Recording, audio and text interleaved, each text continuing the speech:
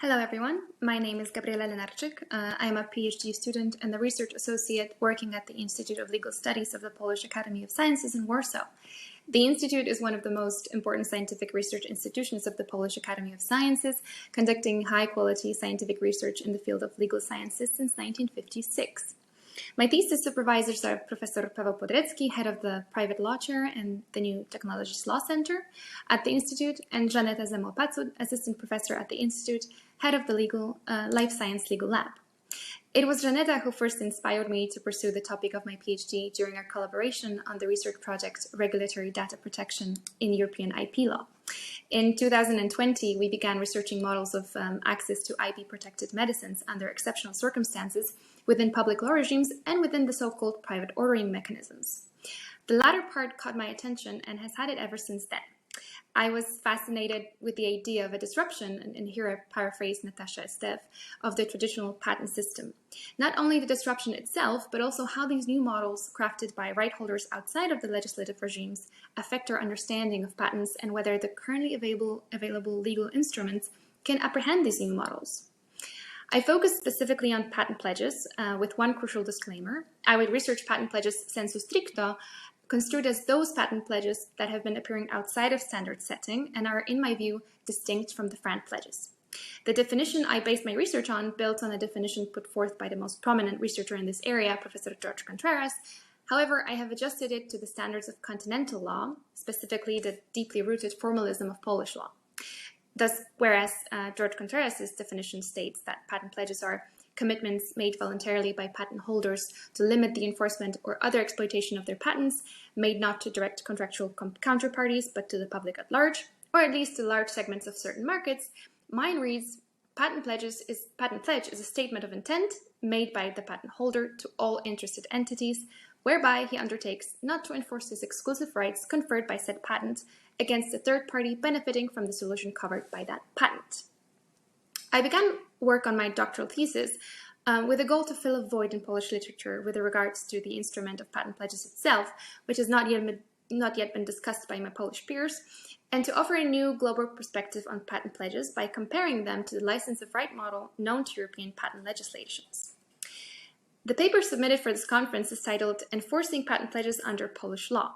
Can continental law tackle this model of access to IP, or should it fall back on license of right schemes? And it presents the core findings of my doctoral thesis.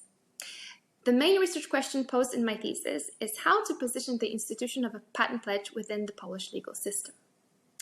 In order to answer that question, I first needed to take a deep dive into the discussed instrument and place it in a broader perspective of the phenomenon of private ordering and the shift in the existing paradigm of intellectual property protection towards greater access to protected inventions. That shift is based on the notion of exercising the exclusivity conferred by the intellectual property right not to exclude, but to grant freedom of use. Traditionally, patent laws of developed countries have not paid much attention to measures aimed at increasing access to inventions after the patent has been granted, particularly due to the traditional economic framework these systems were based on, which emphasizes the importance of the power to exclude imitators above all else. However, during the pandemic, methods of effective and quick sharing of knowledge gained more importance, and the expectation is that they are here to stay. I believe it is thus crucial to properly qualify the legal institution of patent pledges, which has not yet been formally recognized under Polish law. Identifying and isolating the norms by which it can be enforced will hopefully increase its popularity by making it easier to resolve potential disputes arising from its application in Poland. And it is also my belief that while my considerations refer mainly to Polish law, they may have universal significance for continental legal systems of many European countries. The motives behind patent pledges vary from purely philanthropic to or aimed at the achievement of a collective goal to strong economic rationales. They are fast-moving and individually tailored, which means that they adapt to crisis situations better than the regulatory framework. These two strengths of patent pledges render them a promising tool of market self-correction both in the context of patent thickets and overall an effective method of increasing access to patented inventions. However, equal attention must be paid to issues regarding their rather tentative enforcement, absence of a standard formula of a pledge, lack of established case law, and finally, no safeguards against potential withdrawal or subsequent change of a pledge to the detriment of its implementers. With this in mind, I attempted to foresee how a Polish court could interpret a patent pledge and what legal tools would be available to both the pledger and the implementer of the pledge in order to enforce the commitment. I first characterized the patent pledge as a statement of intent and analyzed whether it could constitute a unilateral legal act or whether it must be interpreted as a declaration of intent, which, if followed by a declaration of intent made by the other party, would lead to a conclusion of a contract. I found both alternatives to be plausible, though highly dependent on the interpretation of the letter of the law.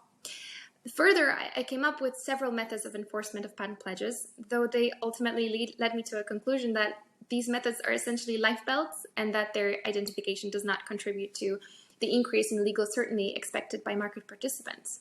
It is my opinion that the formalism rooted in the Polish legal tradition encourages prima facie attempts to qualify them as contracts, while every feature of patent pledges identified by researchers based on their use in practice opposes this direction. Thus, I turned my attention to a potential alternative to the mechanism of patent pledges, a legal instrument known to many legal systems in Europe for decades, though severely underused and not yet discussed in the context of patent pledges. I put forth a hypothesis that the non-use of license of right is rooted in the original motivations behind its introduction to the law, which are no longer valid, and that it has the potential to evolve into a tool which fulfills many of the objectives put forth by the proponents of patent pledges. And so my de lege ferente postulates are aimed at reinventing license of right so that it can become the proverbial golden mean. On the one hand, benefit from the stability of public law, and on the other, provide flexibility similar to the flexibility offered by private ordering mechanisms. That's all from me. Thank you so much for your attention, and I'm excited to hear your comments and insights, and see you soon.